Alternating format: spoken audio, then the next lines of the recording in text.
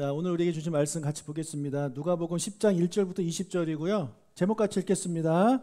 어리석은 자는 성취의 기쁨에 집중하고 지혜로운 자는 존재의 기쁨을 누린다라는 제목으로 말씀 전하겠습니다. 여러분, 성경 우리한테 항상 기뻐하라고 말을 하고 있습니다. 항상 기뻐하라. 여러분, 이게 가능합니까? 어떻게 항상 기뻐할 수 있죠? 그러나 가능합니다. 오늘 말씀을 잘 들으시고 항상 기뻐할 수 있는 비결을 배워보시기를 바랍니다. 기쁨에는요, 크게 두 가지가 있습니다. 첫 번째는 성취의 기쁨이고 두 번째는 존재의 기쁨입니다. 결론부터 말씀드리자면 오늘 제목이에요. 어리석은 자는요, 성취의 기쁨에 집중해요. 그러나 지혜로운 자는 존재의 기쁨을 누립니다. 자, 오늘 본문에 보면 이 두 기쁨이 다 나오거든요. 예수님께서 70명의 제자들을 전도를 보냈습니다. 전도 여행을 다녀온 제자들이 너무너무 기뻤습니다. 우리 17절을 읽어보도록 하겠습니다.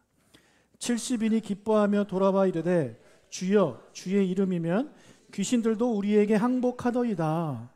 전도를 하면서 귀신을 쫓아냈는데 귀신들이 다 도망가는 거예요. 그래서 너무 기뻤습니다. 이들이 지금 느끼고 있는 기쁨은 어떤 기쁨이냐면 성취의 기쁨입니다. 뭔가 했거든요. 여러분, 뭔가 성취하면 기쁘죠? 예. 공부 열심히 해서 성적이 오르면 기쁩니다. 열심히 일해서 돈을 많이 벌게 되면 또 기쁩니다. 열심히 노력해서 다이어트에 성공하면 또 기쁘죠. 신앙생활도 마찬가지입니다. 성경 일독을 하면 기뻐요. 전도를 열심히 했는데 열매를 맺으면 너무너무 기뻐요. 반면에 열심히 노력했는데 뭔가 안 되면 기쁘지 않아요. 제가 오늘 특송을 위해서 정말 준비를 많이 했어요. 클라리넷 제가 들고 나와서 막 멋지게 부려고 했는데 악보를 다른 걸 들고 나왔습니다. 같은 곡인데 코드가 달라요. 그래가지고 그냥 내려놨습니다. 속상하지만 그래도 하나님 아버지께 특송할 수 있어서 기쁩니다. 여러분, 그런데 이 성취의 기쁨으로는요, 우리가 항상 기뻐할 수가 없습니다. 어떻게 우리가 항상 뭔가를 성취할 수가 있죠? 우리가 성취해서 얻게 되는 기쁨은요, 얼마 가지 못해요. 얼마 가지 못하는 게 바로 성취의 기쁨이에요. 성취의 기쁨에 젖어 있는 제자들한테 예수님께서 말씀하셨어요. 20절을 읽겠습니다. 그러나 귀신들이 너희에게 항복하는 것으로 기뻐하지 말고 너희 이름이 하늘에 기록된 것으로 기뻐하라 하시니라. 귀신들이 너희에게 항복하는 것으로 기뻐하는 것은 바로 성취의 기쁨이에요. 그런데 예수님 뭐라 그래요? 너의 이름이 하늘에 기록된 것으로 기뻐하래요. 하늘의 이름이 기록됐다는 건 무슨 말입니까? 내가 하나님 아버지의 자녀가 됐다라는 말입니다. 내가 하나님의 자녀가 됐다라는 것, 그것으로 기뻐하라는 거예요. 내가 하나님의 자녀가 됐다는 얘기는 하나님이 나의 아버지가 됐다라는 거죠. 그래서 내가 무언가를 성취해서 얻는 기쁨이 아니라 내가 무엇인가가 되었다는 그 존재를 가지고 기뻐하라고 지금 예수님이 말씀하고 있는 것입니다. 여러분, 존재의 기쁨은요, 성취의 기쁨보다 훨씬 크고 훨씬 가치 있는 것입니다. 존재의 기쁨을 아는 사람은요, 항상 기뻐할 수 있습니다. 왜냐하면 존재는 변하지 않기 때문에 그렇습니다. 아기가 태어나면 부모님들은 그 아기로 인해서 행복하고 기쁩니다. 그렇죠? 아이들이 아무것도 안 하고 그냥 누워만 있어도 이쁩니다. 행복해요. 세상을 다 가진 것 같단 말이에요. 그런데 어느 순간부터 부모는요, 이 자녀에게 존재의 기쁨이 아니라 성취의 기쁨을 기대합니다. 너 언제까지 누워 있을래? 너 언제까지 그러고 살래? 뭔가 해야지, 뭔가 성취를 해야지라고 그런 것들을 기대하기 시작합니다. 어릴 때는 그냥 건강하게만 자라다오라는 마음을 가지고 있잖아요. 그런데 아이가 건강하게 자랐어요. 근데 하나도 안 기뻐요. 왜요? 건강하기만 하니까. 애가 좀 공부를 잘해야 기쁠 것 같은데 공부를 못하네. 좀 대학에 가야 기쁠 것 같은데 대학도 뭐 좋지 않은 대학에 가고, 취업도 잘 못하고, 연애도 잘 못하고, 결혼도 못하고, 그런 자식을 보면서 부모가 답답합니다. 어이구, 어쩌다 내가 저런 걸 낳았나. 존재의 기쁨을 다 잊어버린 겁니다. 그 어릴 때 그 아이가 존재함으로 기쁘게만 했던 그런 것들은 다 잊어버린 거예요. 그러니 그 아이의 존재가 이제는 싫은 거예요. 내 눈에 띄지 마라. 얼굴 볼 때마다 짜증나고 화가 나고. 그런 부모님이 있더라고요. 여러분, 성취의 기쁨에 집중하면 존재의 기쁨이 사라져 버립니다. 훨씬 더 가치 있고 훨씬 더 고귀한 존재의 기쁨이 사라져 버리는 거예요. 여러분, 이건 드라마에 나오는 얘기겠죠. 근데 실제로도 더 할 것 같아요. 뭐냐면 아이들한테 어떤 성취를 강조합니다. 부모가. 너 좋은 대학 가야지. 제일 만만한 게 제일 좋은 게 서울대 아닙니까? 서울대 가야지. 그래서 막 아이들 막 몰아붙이고, 그다음에 부모가 비리까지 저지르면서 어떻게 해서든 서울대를 보냈는데 그 서울대 간 아이가 자살해 버립니다. 부모한테 복수하는 거예요. 그 아이는 부모가 너무 싫은 거죠. 뭔가 성취는 했지만 부모와의 관계가 완전히 깨져버렸기 때문에 그 아이는 전혀 행복하지 않은 거예요. 그런데 어리석은 부모들은 자꾸 뭔가 성취를 요구합니다. 존재의 기쁨을 다 잊어버린 부모가 되는 거죠. 여러분, 내 아이가 공부를 못해도 취업을 못해도 결혼을 못해도 내 아이라는 사실은 변하지 않습니다. 그렇지 않아요? 네. 그렇기 때문에 그 아이가 처음 태어났을 때 그 존재의 기쁨을 다시 떠올린다면 그 부모는 자식이 존재하는 것만으로도 너무 행복한 그런 삶을 살 수 있게 되는 것입니다. 남녀 사이도 마찬가지예요. 처음 사랑할 때는 존재의 기쁨이 가득해요. 그냥 보기만 해도 좋아요. 오빠랑 같이 있는 것만으로도 좋아요. 그런데 점점 이것이 어떻게 돼요? 시간이 지나면서 존재의 기쁨은 사라집니다. 성취의 기쁨을 요구합니다. 뭔가 나한테 줘야 돼요. 선물을 줘야 돼요. 뭔가 좋은 데 데리고 가야 돼요. 그래야 나는 행복하고 기쁘다라고 생각합니다. 더 이상 오빠의 존재만으로는, 더 이상 그 여자친구의 존재만으로는 기쁘지 않은 삶을 살게 되면 그 인간관계는 불행해지게 되는 것입니다. 여러분, 우리가 얼마나 어리석은지 이 존재의 기쁨이, 이 존재가 사라지고 난 후에야 존재의 기쁨이 얼마나 소중한지를 깨닫게 됩니다. 그렇지 않아요? 아이가 아프면 그때 가서야 아이가 건강한 거가 얼마나 소중했는지를 깨닫게 되는 거죠. 아픈 아이한테 좋은 성적 기대하는 부모 있습니까? 너 빨리 일어나서 공부해야지. 지금 중환자실에 누워있을 시간이니? 뭐 이러는 부모 있나요? 네? 그냥 아이가 건강해지기만 해도 부모 너무 행복한 거예요. 그게 존재의 기쁨이거든요. 부모님이 돌아가신 후에야 부모님의 존재가 얼마나 큰지를 우리가 깨닫습니다. 왜 우린 미리 그걸 깨닫지 못할까요? 아버지가 나한테 해준 게 뭐가 있습니까? 엄마가 나한테 해준 게 뭐가 있습니까? 내가 이런 집에 태어나서 나는 누린 게 아무것도 없습니다 하면서 부모님의 존재를 기뻐하지 않는 자녀들이 얼마나 많습니까? 나중에 부모님 돌아가시고 난 다음에야 울며 불며 후회해봐야 아무 소용없는 거 아닙니까? 여러분, 어리석은 자는 이렇다는 거예요. 정말 중요한 것은 다 잊어버리고 그렇게 중요하지 않은 이 성취를 하기 위해서 거기에 집중하는 삶을 살다 보니까 존재의 가치를, 존재의 기쁨을 다 잊어버리는 삶을 살게 되는 것입니다. 탕자가 돌아왔을 때 아버지가 화가 났나요? 아니요, 아버지는 기뻤습니다. 누가복음 15장 24절을 읽겠습니다. 이 내 아들은 죽었다가 다시 살아났으며 내가 잃었다가 다시 얻었노라 하니 그들이 즐거워하더라. 집 나간 아들이요, 엄청난 실패를 하고 돌아왔습니다. 그럼에도 불구하고 이 아버지는 어땠어요? 즐거워했어요. 기뻤어요. 아들이 성취한 건 하나도 없어요. 오히려 실패하고 돌아온 아들이에요. 그런데 그 아들이 돌아왔을 때 너무너무 기뻤어요. 왜요? 그 아들이 이 세상에 존재하기 때문에. 이 아버지에게는요, 아들의 실패가 하나도 중요하지 않아요. 성공 하나도 중요하지 않아요. 그냥 아들이 존재하는 거 하나만으로도 너무 기쁜 거예요. 왜요? 죽은 줄 알았거든요. 죽은 줄 알았던 자신의 아들이 무사히 돌아오니까 너무 기쁜 거죠. 이게 바로 존재의 기쁨입니다. 이 아버지는 존재의 기쁨이 뭔지를 잘 아시는 사람이에요. 반면에 탕자의 형은 그 반대예요. 존재의 기쁨을 모르는 사람이에요. 동생이 돌아왔을 때 오히려 화가 났어요. 왜요? 아버지가 동생을 위해서 잔치를 베푸는 걸 보고 화가 난 거예요. 동생이 살아 돌아온 거는 안중에도 없어요. 그런 아들한테, 큰아들한테 아버지가 두 가지 존재의 기쁨에 대해서 언급해 줍니다. 31절 32절 읽겠습니다. 아버지가 이르되 예 너는 항상 나와 함께 있으니 내 것이 다 네 것이로되 이 내 동생은 죽었다가 살아났으며 내가 잃었다가 얻었기로 우리가 즐거워하고 기뻐하는 것이 마땅하다 하니라. 두 가지 알려준 존재의 기쁨이 뭐냐면 첫 번째 너는 내 아들이라는 거예요. 너는 내 아들이다. 이거에 엄청난 게 담겨 있죠. 왜요? 내 자식 안에 다 네 거라는 거예요. 존재의 기쁨, 이거를 가지고 기뻐해야 된다는 거고, 두 번째는 죽은 줄 알았던 동생이 살아 돌아왔기 때문에 너 동생이 존재하는 것만으로도 기뻐해야 된다 라고 아버지는 이야기를 해주고 있는데, 이 형은요 아버지가 자기를 위해서 송아지 한 마리 안 잡아준 거에 대해서 화가 났어요. 그 자그마한 성취 그거 하나 얻지 못했다고 화가 났어요. 전혀 기쁘지 않은 삶을 살고 있는 것입니다. 여러분, 저 역시 한때는요 이 성취의 기쁨만이 저의 기쁨이었습니다. 교회를 개척하고 나서 성도가 늘면 막 기뻤어요. 와, 오늘도 새 가족이 왔네.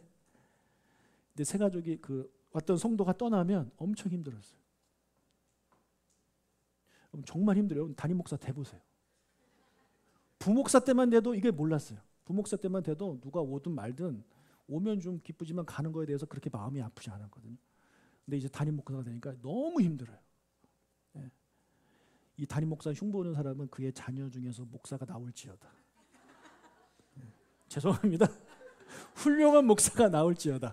훌륭한 목사가 나와서 행복한 목회를 할지어다. 예. 자, 그리고 막 열심히 가르친 성도가 막 성장하고 이러면 기뻐요. 너무너무 행복해요. 그런데 아무리 가르쳐도 변하지 않고 그대로인 성도들 보고 오히려 막 신앙이 떨어지는 모습을 보면 힘들어요.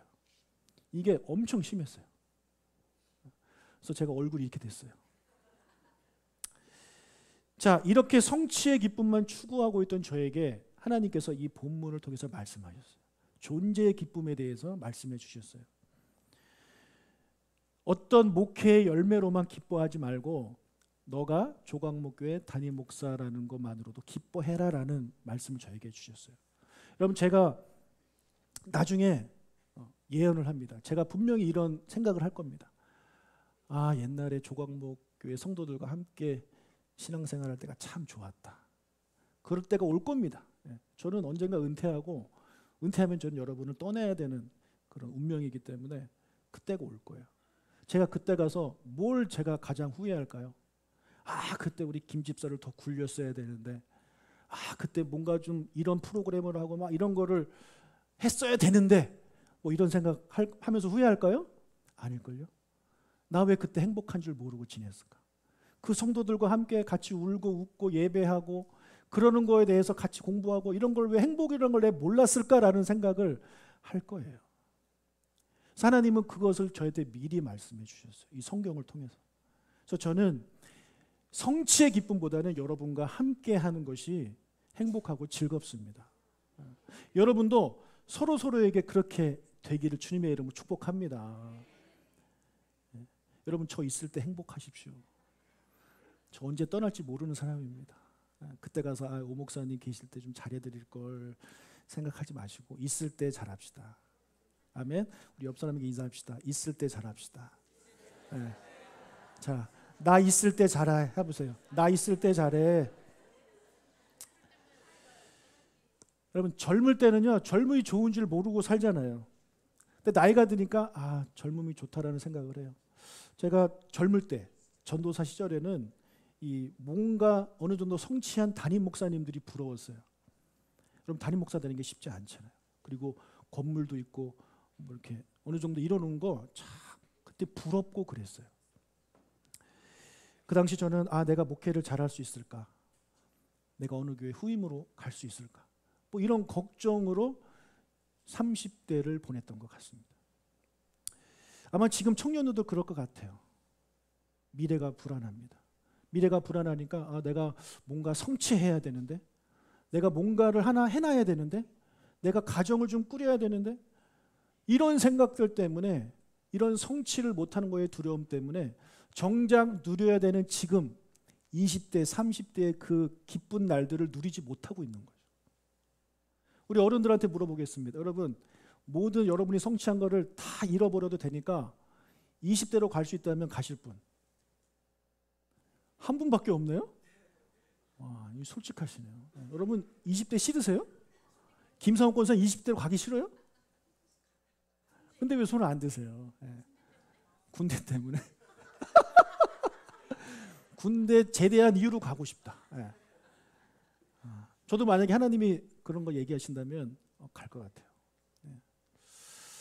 사랑하는 여러분, 성취의 기쁨을 우리가 자꾸 추구하다 보면 존재의 기쁨을 누리지 못하고 살아가요. 우리 젊은이들, 우리 학생들 10대 때가 얼마나 좋은지 여러분 잘 모를 겁니다. 근데 나중에 시간이 돼보면 알아요. 아, 그때 정말 행복했구나 내가. 우리 30대 되신 분들은 20대, 40대 되신 분들은 30대가 다 부러울 거예요. 그렇죠? 그때 그 존재만으로도 나는 너무 행복한 존재인데 그걸 모르고 살았어요. 제가 어릴 때가 아니라 우리 아이들 어릴 때 더 이렇게 이뻐해 주지 못한 게 너무너무 아쉬워요. 그때도 이뻐하긴 했지만 지금 보니까 그때 애들이 너무 이뻤다라는 것을, 너무 행복했던 시간이라는 것을 나중에 그때 찍어놓은 비디오 보면서 생각이 나는 거예요. 그때 왜 더 사랑해 주지 못했을까?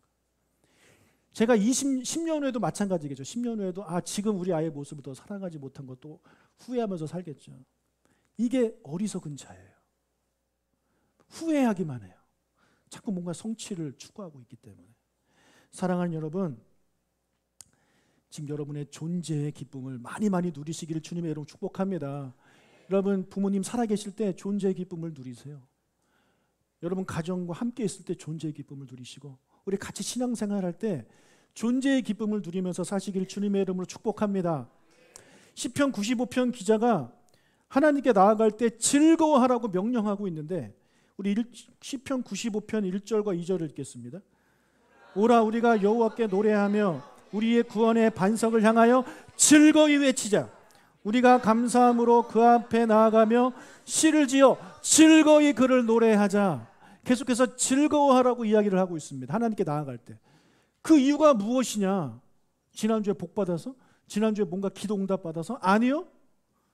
우리 7절 읽겠습니다. 그는 우리의 하나님이시요 우리는 그가 기르시는 백성이며 그의 손이 돌보시는 양이기 때문이라. 존재잖아요. 그렇죠? 너희들이 하나님 앞에 나올 때 기뻐해야 되는 이유는 이 두 가지라는 거예요. 첫 번째가 하나님이 너희 하나님이 되신다는 거고, 두 번째가 우리가 그 하나님의 기르시는 양이기 때문이라는 거예요. 이 존재 때문에 기뻐하라는 거지, 지난 한 주간 동안 하나님이 베풀어 주신 은혜, 하나님이 나에게 주신 기도 응답, 뭔가 좋은 일이 많이 생겨서 기뻐하고 즐거워하는 마음으로 나오는 것이 아니라는 것입니다. 여러분 지난주에 오히려 안 좋은 일이 있고 내 삶의 실패를 경험하고 시험 망치고 그랬다 하더라도 주님 앞에 나올 때 나의 존재는 변함이 없잖아요. 내가 시험 못 본다고 하나님의 자녀에서 탈락합니까? 아니거든요. 여전히 나는 하나님의 자녀예요. 여전히 하나님이 나의 아버지란 말이에요. 그러니까 그 관계는 변하지 않아요. 존재는 변하지 않아요. 그러니까 어떤 실패를 경험해도 여러분 교회에 나올 때 우리는 기쁜 마음으로 나와야 되는 거예요. 그런 존재의 기쁨을 누리시기를 주님의 이름을 축복합니다. 신앙생활 할 때 자꾸 성취의 기쁨을 기대하니까 시험에 드는 거예요. 내가 이렇게 기도했는데 하나님 왜 이 기도 응답이 안 되고 이것이 왜 성취가 안 됩니까? 그렇게 믿다 보니까 기도 응답을 받지 못할 때 실망하게 되고 실족하게 되고 하나님 안 계시네라는 생각을 가지게 되는 것입니다. 그러나 이 존재의 기쁨을 가지고 신앙생활 하시는 분들은요, 그 어떤 일이 일어나도 괜찮아요. 좋은 일이 일어나면 좋은 일이 일어난 대로 기쁘고 힘든 일이 일어나면 그대로 기쁩니다. 왜요? 하나님과의 관계는 변하지 않으니까. 아까 저희 가족이 불렀던 특송 행복이라는 그 가사 찬양에 이런 가사가 있어요. 하나님의 자녀로 살아가는 것, 이것이 행복이라요. 아멘? 하나님의 자녀로 살아가는 것이 행복이지 내가 성공해서 행복하는 게 아니에요. 내 자녀가 공부를 잘해서 행복한 게 아니에요. 하나님의 자녀로 살아가기 때문에 행복한 거예요. 여러분 이게 바로 존재의 기쁨입니다. 우리가 은혜라는 찬양도 좋아하는데 가사를 보세요. 다 존재 때문에 우리가 감동받는 거지 그래서 뭔가 성취해서 감동받는 게 아닙니다. 우리 형제를 대할 때도 마찬가지예요. 가족을 대할 때도, 이웃을 대할 때도, 성도를 대할 때도 마찬가지입니다. 우리가 좋아하는 찬양, 그리스도인뿐만 아니라 비그리스도인들도 다 아는 찬양. 한 번쯤은 다 들어본 찬양이 뭡니까? 당신은 사랑받기 위해 태어난 사람입니다. 그거 다 아시잖아요. 그죠? 알죠? 다 아실 겁니다. 근데 그 중에 이런 가사가 있어요. 당신이 이 세상에 존재함으로 인해 우리에게 얼마나 큰 기쁨이 되는지. 제가 극동방송을 들으니까 설교 잘하시는 목사님들은 이런 거 잘하시더라고요. 뭐 이런 걸 잘해. 와 이런 걸 잘하는데 우리 한번 다시 한번 읽어볼까요? 옆 쳐다보면서 당신이 이 세상에 존재함으로 인해 우리에게 얼마나 큰 기쁨이 되는지. 동의하십니까? 동의하세요? 우리 존재의 기쁨을 누리면서 살아야 돼요. 저는 이 가사가 있는지도 몰랐어요. 이 노래는 너무나도 많이 불렀는데 늘 생각나는 건 앞에 그냥 당신은 사랑받기 위해 태어난 사람. 지금도 그 사랑 받고 있죠. 막 여기에 꽂혀가지고 그래 나는 사랑받기 위해 태어났고 지금도 사랑받고 있어. 이거에만 관심을 가졌는데 이 설교를 준비하면서 하나님이 이 찬양 가사를 떠올리게 해주셨어요. 이 가사가 있는 거예요. 당신이 이 세상에 존재함으로 인해 우리에게 얼마나 큰 기쁨이 되는지. 이게 정말 우리의 고백이 됐으면 좋겠어요. 여러분의 자녀가 존재함으로 인해 큰 기쁨이 되시기를 바랍니다. 공부를 못해도요, 결혼을 못해도, 건강하지 않아도, 여러분의 부모가 부자가 아니어도, 여러분한테 잘해준 게 없다 할지라도 이 세상에 존재하는 것만으로도 큰 기쁨이 되시기를 바랍니다. 우리 서로를 보면서도 마찬가지예요. 서로에게 목사님이 우리 위에 계셔서 큰 기쁨이 됩니다. 저는 여러분이 계셔서 큰 기쁨이 됩니다. 이게 되시기를 주님의 이름으로 축복합니다. 우리가 신앙생활 하다 보면 저도 목회하다 보면 잘하는 것도 있고 못하는 것도 있겠죠. 말 실수하는 것도 있고 여러분 보기에 정말 보기 싫은 그런 모습으로 제가 설 때도 있을 것입니다. 그러면 여러분 얼마나 힘들어요. 그러나 그런 것들을 내려놓고 그래 오요한 목사가 우리 교회 담임으로 있는 것이 얼마나 큰 기쁨이 되는지라고 생각이 된다면 처음 볼 때마다 기쁘지 않겠어요. 근데 만약에 그 반대다 그러면 제가 나중에 막 아파서 누워있고 그러면 얼마나 그때 가서 여러분 후회하시겠습니까? 제가 그때 목사님 미워하지 말걸. 그때 잘해드릴걸. 그런 생각하지 않겠습니까? 마찬가지입니다. 우리 서로에게 그렇게 존재만으로도 기뻐할 수 있는 우리가 됐으면 좋겠어요. 그러면 우리가 이것을 터득하게 되면 항상 기뻐할 수 있는 게 가능한 거예요. 편하지 않으니까. 아멘. 네, 같이 찬양하겠습니다.